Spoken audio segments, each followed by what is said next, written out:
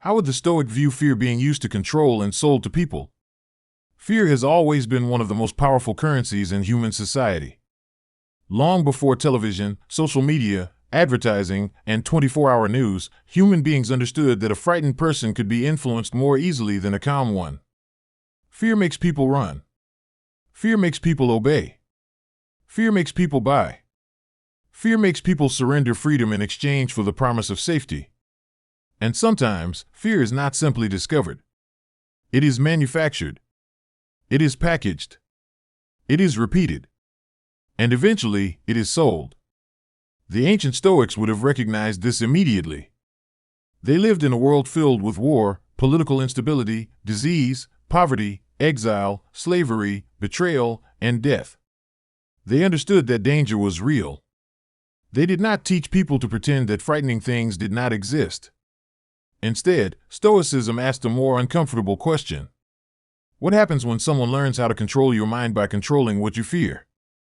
For the Stoic, that question goes directly to the heart of freedom. Because a person can be physically free while mentally imprisoned. You can walk wherever you want while being terrified of what everyone else thinks. You can have money while constantly fearing losing it. You can have power while being afraid someone else will take it. You can live in a safe neighborhood while spending your entire life imagining catastrophe. The chains may not be visible, but they are still chains. The Stoics believed the first battlefield was not outside the human being. It was inside. Fear is not always the enemy. The Stoics did not believe every fear was irrational. If a person is standing in front of a dangerous animal, fear may produce the instinct to move. If a building is burning, fear may tell you to leave. If someone is threatening you, recognizing danger can be necessary for survival.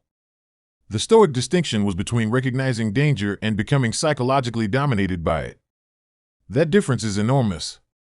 You can acknowledge, this could be dangerous, without immediately becoming, I am doomed. The first is observation. The second can become enslavement. The Stoic philosopher Epictetus emphasized the importance of distinguishing between what is within our control and what is not. You cannot control every event. You cannot control other people's behavior. You cannot control the economy.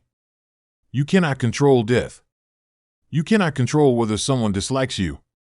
You cannot control what tomorrow brings. But you can work on your judgment, your choices, your character, and your response. Fear becomes particularly powerful when someone convinces you that you must control things that cannot be controlled. That is where anxiety begins to multiply. The business of fear. Imagine a marketplace where fear itself becomes a product. Someone tells you that something terrible might happen. Then they offer you the solution. Fear creates the problem. The seller provides the answer. This pattern can appear in many forms. Fear of being unattractive can sell beauty products. Fear of being unhealthy can sell certain health products. Fear of being poor can sell financial schemes. Fear of being unsafe can sell security products. Fear of social rejection can sell status. Fear of missing out can sell experiences, investments, memberships, and endless consumer goods. Fear of becoming irrelevant can sell technology. Fear of losing political power can mobilize voters. Fear of crime can influence political decisions. Fear of outsiders can create hostility toward entire groups of people. Fear of death can sell the illusion that death can somehow be postponed indefinitely. The Stoic would not necessarily condemn every product associated with these fears. The deeper criticism would concern the manipulation of judgment. If someone deliberately makes you terrified so that you will purchase something you otherwise would not want, the Stoic would likely see a moral problem. The question becomes, are you choosing, or are you being psychologically pushed? Fear can become a commodity. The modern world has discovered something ancient civilizations already understood. Attention follows emotion. And fear is an extremely powerful emotion. A calm statement may be ignored. A frightening statement may capture attention immediately. Something ordinary happens, and nobody notices. Something frightening happens, and everyone watches. This creates an incentive.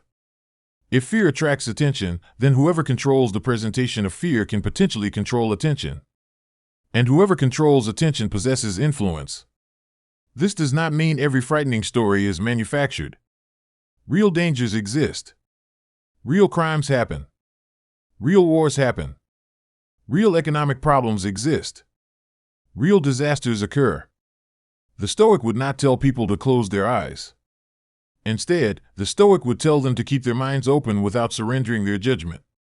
That distinction matters.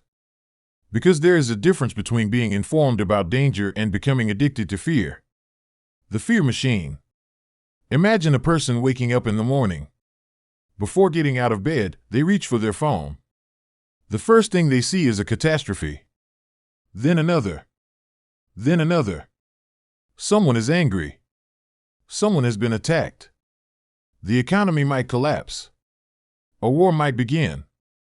A political group might destroy the country. A new disease might spread. Someone is coming for your job. Someone is coming for your money. Someone is coming for your identity. Someone is coming for your freedom. The individual keeps scrolling. Fear follows fear. And eventually the person begins believing that the entire world is on fire. Perhaps some of the stories are true, but the psychological effect can become distorted. The human mind was never designed to experience every crisis occurring across the entire planet before breakfast. The Stoic would probably ask, what exactly is happening in front of you right now?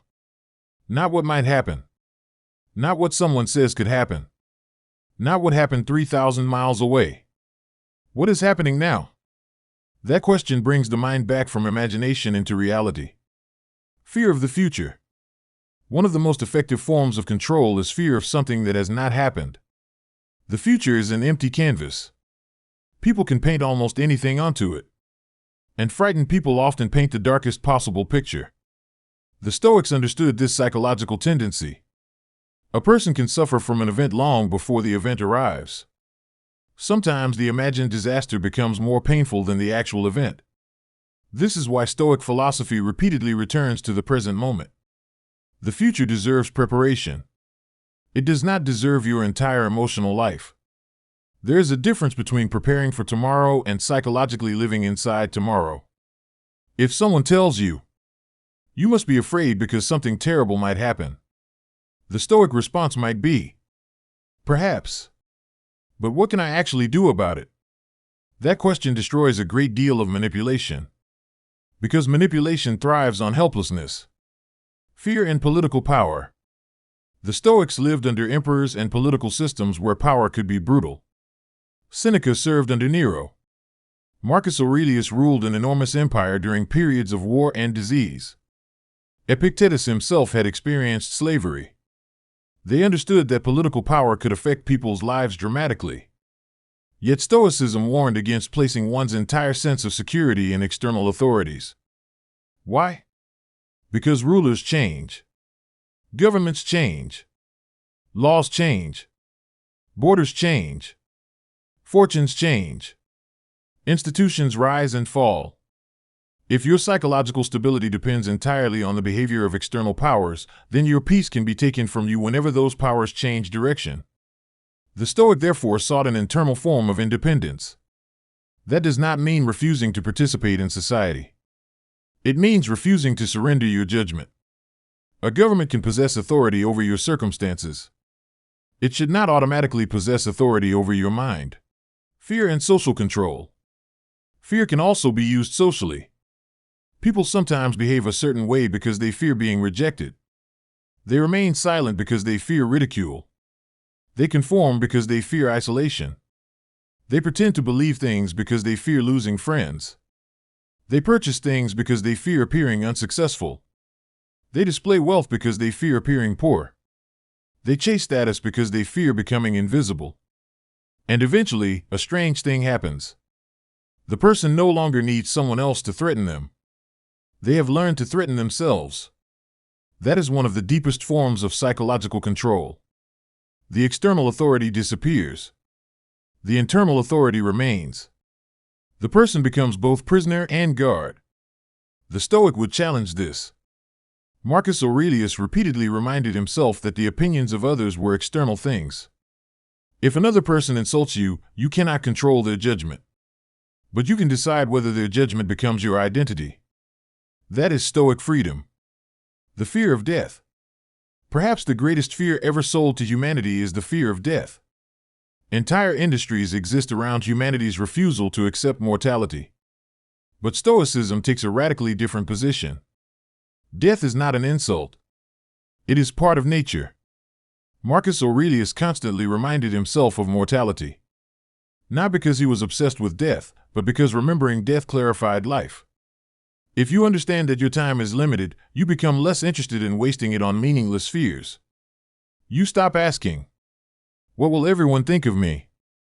and begin asking, "What am I doing with the time I have?" Death can therefore become a weapon against manipulation. Someone who accepts mortality is harder to control through threats about losing everything. They understand that everything external is temporary anyway. The Stoic would question the seller. The Stoic would probably become deeply interested in the person selling fear. Who benefits? What do they gain? Why are they emphasizing this particular danger?